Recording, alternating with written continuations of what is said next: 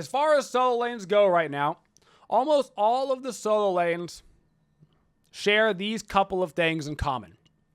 These are mostly the top performing, statistically winning solo lanes, with the exception of my 5th pick.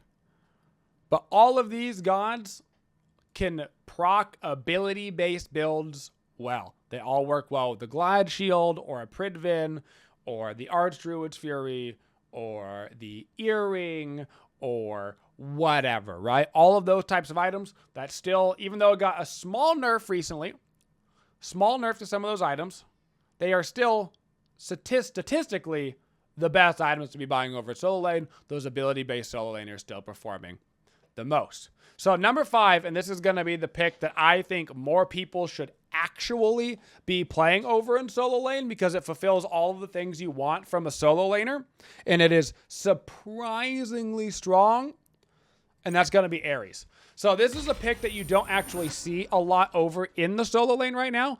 Aries has been one of the best performing supports in the game now for a while, but the same reasons why he's one of the best performing supports is actually why he also is one of my go-to I want a free win characters over in solo. One, he has amazing lane clear. Searing Flesh is just one of the best like PvE abilities in the game. Wrecks that level 1 jungle clear so your mid can get to lane really fast, which helps out your mid jungle right off the bat.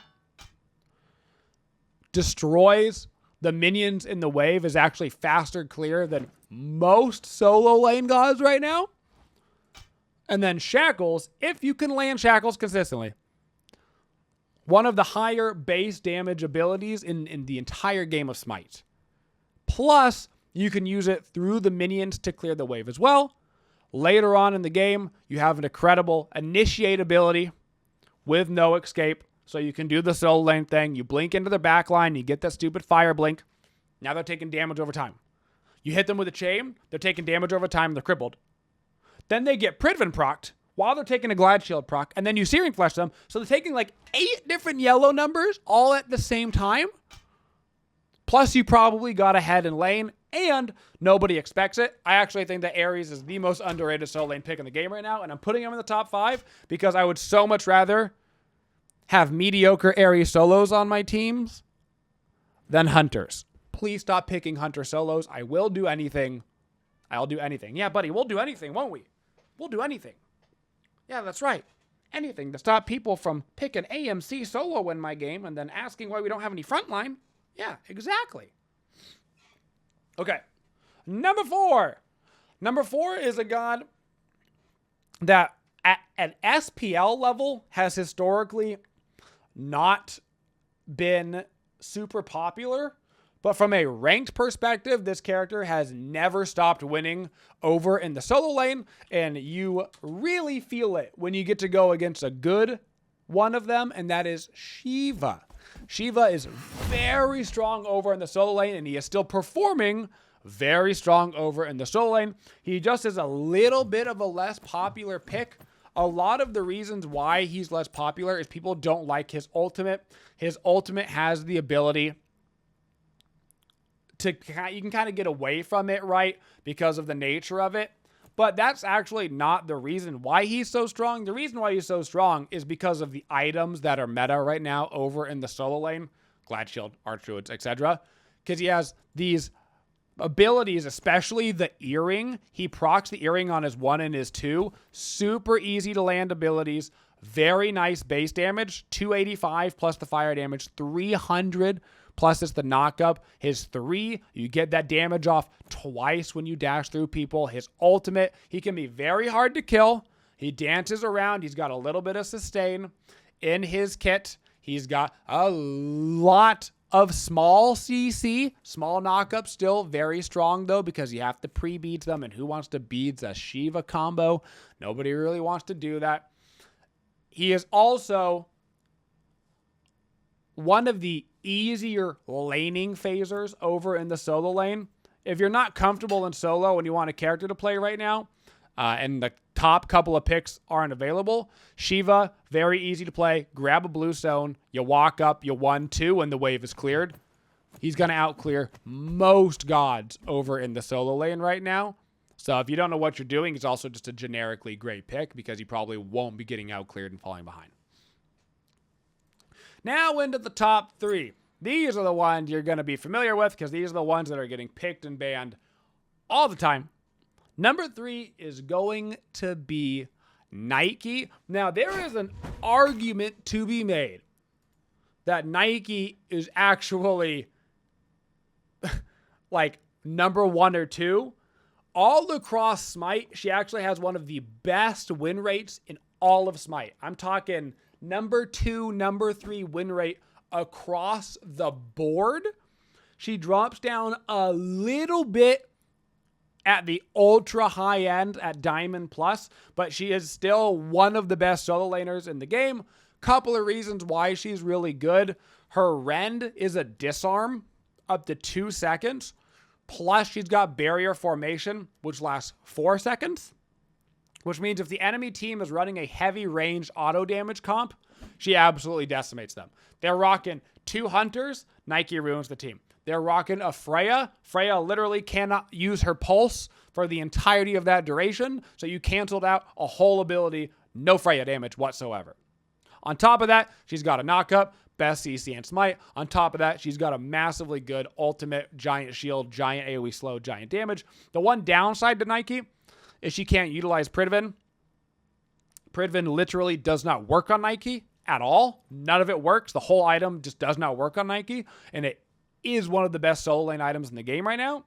So that sucks for her, but even though Pridven isn't proccing on her, she's still statistically one of the best performing solo laners. Only matched by a couple of other gods in the game right now. Number 2, this is a character that I personally don't enjoy playing. They are not my cup of tea, but they are also maybe the safest solo laner that you can pick as long as you're not getting really dumb with them, and that is going to be Jorm. Jorm, very easy character to play over in the solo lane. Fantastic clear.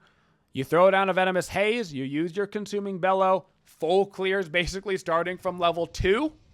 Full clears right away. It's good clear in the jungle at level 1 to help your mid jungle get to their lane. And then his ultimate basically means that you can't be out of position. So what you see a lot of Jorms do is they start proxy farming very early.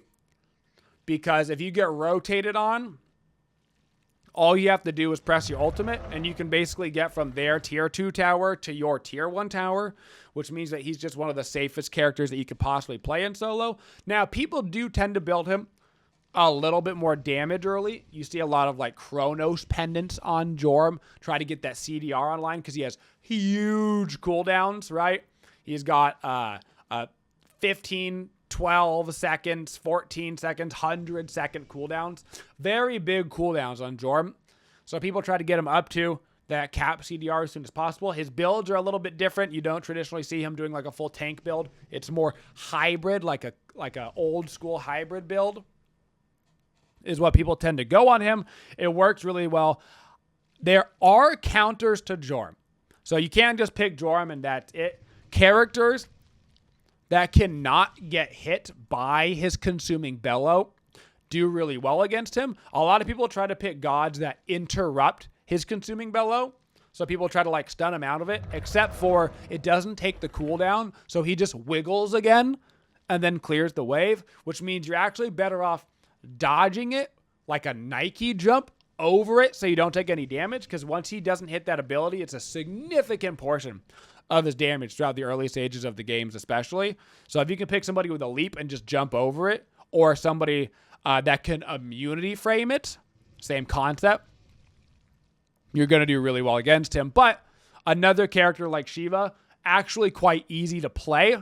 over in the solo lane and quite safe. So if you're not sure who to play over in solo, he's another great pick because he just clears so fast so early, so chances are you won't far behind. And number 1, this is the only solo laner in the game right now that is consistently getting banned at high level ranked. Most of the time, you're going to see like Aphrodite and Marty and those types of characters getting banned. But this is the one warrior that has like an 80% ban rate at Masters Plus right now. And that is going to be Sun Wukong. Sun Wukong is the perfect god in this current solo lane meta. You actually have the options to go a full tank build on Sun Wukong, or you can go a hybrid build. Some people like to go straight into like the Glad Shield, Arch, Druid, Pridven. Go full tank right off the bat. Some people like a little bit more damage, do the Soul Eater route, get a little bit of damage and sustain from that. Maybe a Brawler gets thrown in there, something along those lines. Both of those builds work, and the reason why they both work is because he's got great base numbers. He's got okay physical power scaling, but most importantly, good CC, massive slow, great options on 72 transformations, great base damage, great scaling, great CC durations, not bad on the cooldowns, and he is one of the safest gods in the game. While Jorm is safer than Wukong, Wukong is the second safest solo laner because you've got 72 transformations to get away. You go right into your bird form or your ox form, depending on what you're going against. If that doesn't work, you go sit in your full heal. When you come down from your full heal, you sat up there for so long that basically you've got your 72 transformations back up, so you can go ahead and utilize that again to get out. Very hard to kill Wukong in the laning phase. Even more difficult to kill him late game in the team fights. All he's going to do is he's going to run at your backline. He's going to hit them with Bluestone Pendant. They're going to lose 50% of their health, and then he's going to sit in the somersault. Now your backline has to decide whether they're going to move up and get hit by the 500 base damage somersault with 100% power scaling on a warrior, which is literally a crazy amount of damage on a warrior ability. Or they're going to get zoned out for the entire fight. So their options are you have your mage and your hunter getting zoned out by the Wukong the entire fight, and everything else is a 4v3. Or they YOLO back forward and try to get into the fight, and then you somersault cloud land on them, and then you got all your abilities back up again, and then you can finish them off from the 50% health to 0% health. Extremely strong, incredible KDAs. You'll see Wukong's going like 10, 2, and 15 all the time. Consistently, one of the only solo laners to be getting banned right now. At least 50% of my games, Wukong is getting banned in. And his win rate actually backs it up. Fun fact, he's actually slightly less of a win rate on the whole of Smite than Nike, which I think is a little bit interesting. But then he's a little bit better again, back at that Diamond Plus level. So Nike is just a little bit easier to play than Sun Wukong. But Sun Wukong, when you play him proper, is slightly better than Nike at that high level. But it's kind of fun to look at some of those numbers, but both of them performing really well. So for that top 5 list, you've got Aries number 5, which is really more of a flex pick from me. Statistically speaking, he doesn't get played enough over in solo to really have a strong opinion on him, but I genuinely do believe that he's an underrated solo laner, so I want to make sure people are trying him. Then Shiva, who is performing very well. Nike, who is performing out the freaking wazoo at all levels, like a top 5 character at all levels of gameplay. So even if you're a bronze boy and this is your first game of Smite, chances are she's going to do good for you, so that's fantastic. Jorm number 2, and finishing up with that Sun Wukong as the number 1 solo laner. There's no real way around it. He simply is the number 1 solo laner.